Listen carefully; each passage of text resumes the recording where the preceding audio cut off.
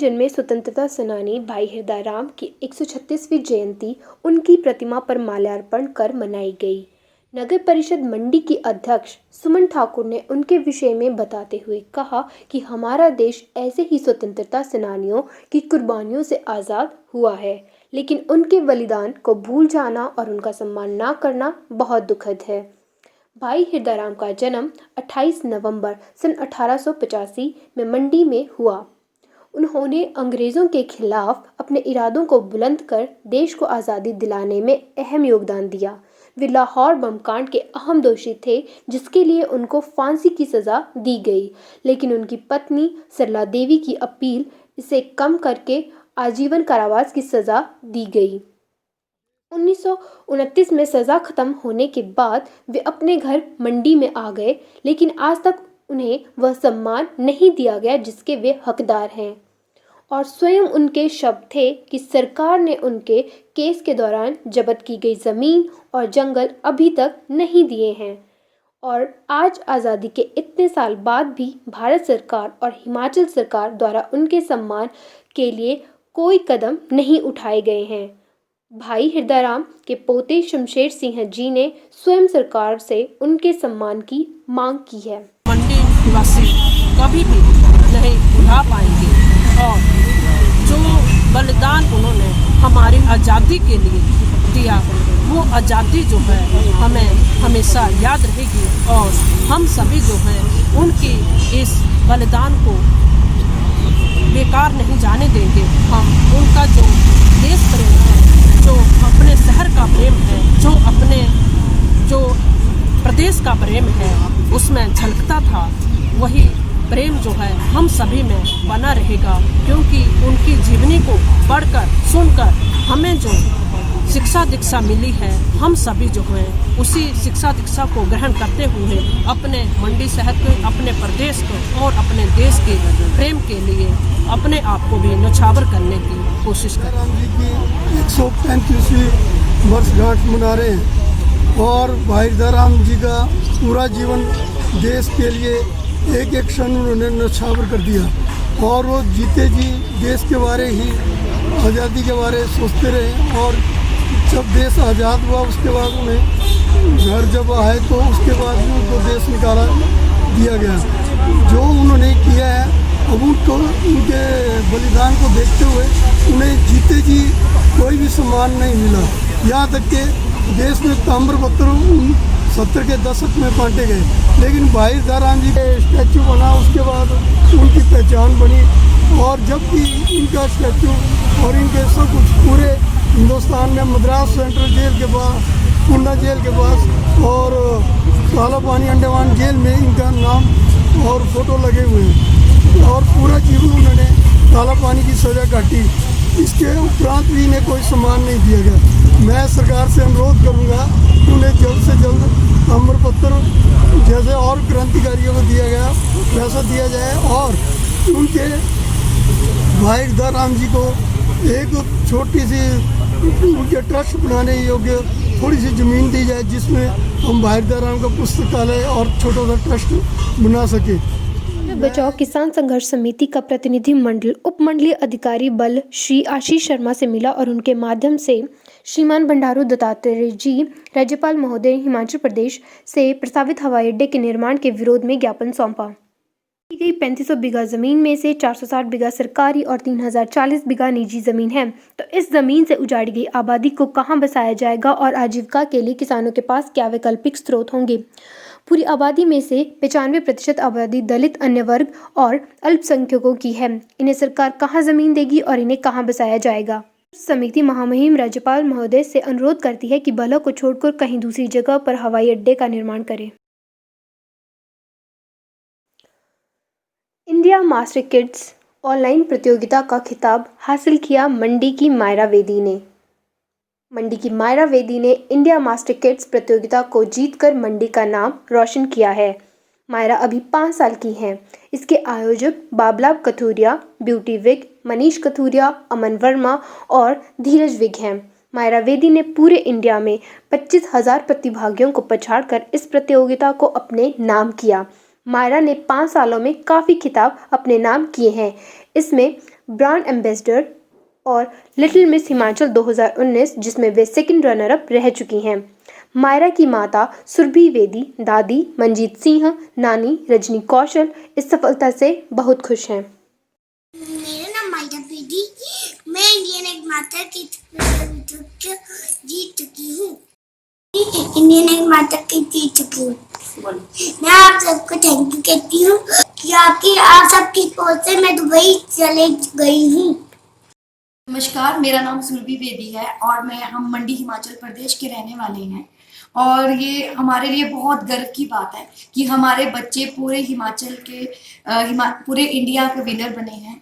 और मेरी बेटी और बेटा सबसे छोटी उम्र का मेरा बेटा धैर्य सिंह फोटोजेनिक फेस का विनर रहा, फर्स्ट पोजीशन रही। और मेरी बेटी मायरा सिंह इसमें 3 कैटेगरीज में विनर रही मेरी बेटी। और मैं इससे बहुत खुश हूँ कि मेरे बच्चे विनर बने हैं और हमारा नाम इन्होंने रोशन किया है। और मैं नमस्कार, मैं रंजना शर्मा, मेरे बेटी और धैर्य सिंह की नानी। मैं बहुत प्राउड फील करती हूँ कि मेरे दोनों बच्चे इन्होंने हमारा बहुत नाम रोशन किया है और हम बहुत खुश हैं जो इन्होंने पूरे इंडिया में हमारा जो है सर ऊंचा किया है। और मैं अपनी बेटी के लिए भी बहुत प्राउड फील करती हूँ जिन्होंने अपने बच्चे बहुत आगे तक पहुँचाए हैं। और मैं भगवान से यही प्रार्थना करती हूँ कि हर बच्चे जो है वो बहुत आगे बढ़े। और मैं बाबला सर कुथुरिया जी का बहुत बहुत थैंकफुल करती हूँ जिन्होंने इतना अच्छा मेरे बच्चों को प्लेटफॉर्म दिया। और मैं चाहती हूँ कि सारे बच्चे जितने भी जो पेरेंट्स अपने बच्चों को वहाँ भेजना चाहते हैं वो सारे बच्चे बाबला कुथुरिया जी से संपर्क करके उनको बहुत अच्छे से आगे के लिए तैयार करें। वरिष्ठ पत्रकार पवन प्रेमी बॉलीवुड फिल्म चाहत में करेंगे प्रदर्शन। सामाजिक समस्याओं और गरीबों की आवाज़ को प्रभावी ढंग से उठाने वाले वरिष्ठ पत्रकार पवन प्रेमी बॉलीवुड फिल्म चाहत में प्रदर्शन करेंगे। वे फिल्म में एक पत्रकार का किरदार निभाएंगे जिससे पवन बहुत खुश हैं। उन्होंने खुशी व्यक्त करते हुए कहा कि DR सीरीज़ के माध्यम से हिमाचल और उत्तरी भारत के लोगों को अपनी प्रतिभा को बड़े पर्दे पर दिखाने का मौका मिलेगा। सीरीज़ के डायरेक्टर देव शर्मा ने स्वयं जानकारी देते हुए इस विषय में बताया। नमस्कार, मैं director DR series Dev Sharma आपके सामने एक महत्वपूर्ण विषय के ऊपर बता रहा हूँ कि हमारे जैसे आपको पता ही है हमारी फिल्म चाहत बॉलीवुड फिल्म है, उसकी शूटिंग हिमाचल में इस दिन जोरों से चली हुई है। तो उसी कड़ी को आगे बढ़ाते हुए जो हमारे वरिष्ठ पत्रकार हैं पवन प्रेमी जी, ये भी उसमें अपना अभिनय का प्रदर्शन करेंगे। पत्रकारिता में ये काफ़ी दिनों से कार्य कर रहे हैं, कई सालों से कार्य कर रहे हैं और इस फिल्म में ये अपने अभिनय का भी प्रदर्शन करेंगे।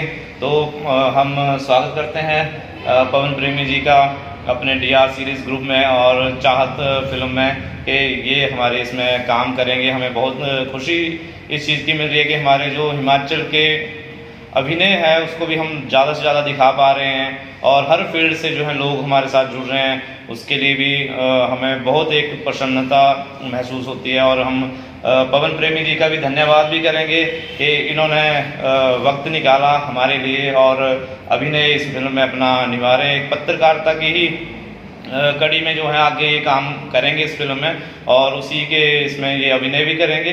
तो जल्दी ही आप देखेंगे पवन जी को भी फिल्म बॉलीवुड फिल्म चाहत में। धन्यवाद।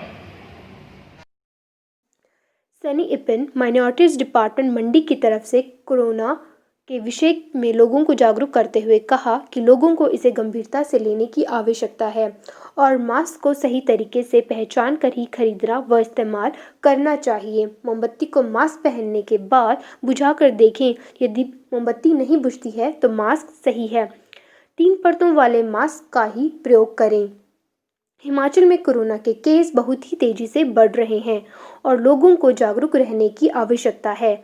उन्होंने कहा कि इस बार क्रिसमस को गांधी हाउस में हर बार की तरह नहीं मनाया जाएगा। किसी भी तरीके की भीड़ को जमा होने से रोकना ही सभी के भलाई के लिए अच्छा है। इस बार लकी ड्रॉर की सहायता से 3 सवालों के जवाब सही तरीके से देने वाले बच्चे को 2500 का इनाम दिया जाएगा। इससे एक गरीब बच्चे की पूरी साल की फीस दी जा सकती है। यह सामाजिक भलाई की दिशा में बहुत ही सराहनीय कदम है। प्रदेशवासियों को सनी इपन की तरफ से नमस्कार। मैं Sunny Eapen, former district president minority department district Mandi से HPCC कांग्रेस कमेटी की तरफ से।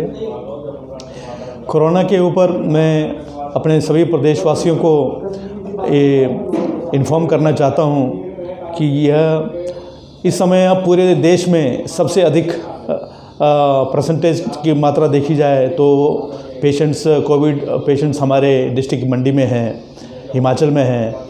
तो इसलिए इसको बिल्कुल भी मजाक में ना लें और बहुत ही सीरियस होकर के जब भी हम घर से बाहर निकलते हैं तो ये मास्क सिर्फ दिखाने के लिए नहीं है, बिल्कुल टाइट हो और क्वालिटी वाला मास्क हो, 3 परत वाला मास्क हो। आमतौर पे लोग किसी भी तरह का मास्क ले लेते हैं, लेकिन आपको देखना है कि इसमें 3 परतें होनी चाहिए। इसको एक काट के आप देख सकते हैं, इसके अंदर एक स्पेशल एक परत होती है, वही है जो हमारे को वायरस नहीं आने देता। और या तो आप असली और नकली का मास्क का आप ऐसे भी मालूम कर सकते हैं। इसको लगाने के बाद में एक मोमबत्ती जला के इससे अगर आप फूंक मारते हैं, उस फूंक से अगर मोमबत्ती बुझ जाती है तो इसका मतलब ये असली नहीं है। इसको पहनने के बाद में एक फूंक लगाते हैं और मास्क मोमबत्ती नहीं बुझती तो इसका मतलब ये ओरिजिनल मास्क है। तो क्वालिटी मास्क पहनिए, लोगों से दूरी बना के रखिए। और कुछ लोग मजाक उड़ाते हैं कि रात को कर्फ्यू क्यों लगाया गया। अभी लोग दिन को लॉकडाउन लगाने के लिए मना करते हैं, कहते हैं कि दिन को लॉकडाउन लगाएंगे तो क्या खाएंगे, कैसे हमारा रोज़गार चलेगा।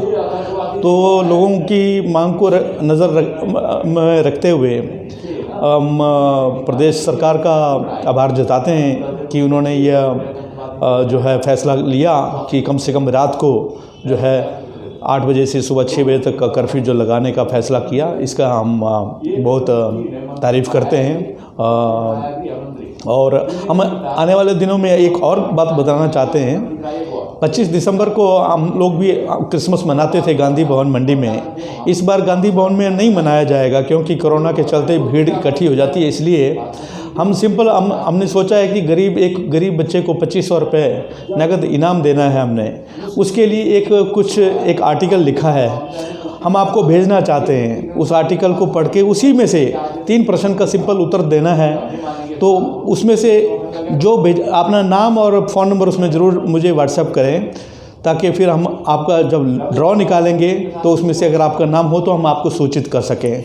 तो हमारा नंबर तो आपको पता ही होगा, सन्नी ईपन 9805533100। ये मेरा व्हाट्सएप नंबर है, प्लीज़ कॉन्टैक्ट मी।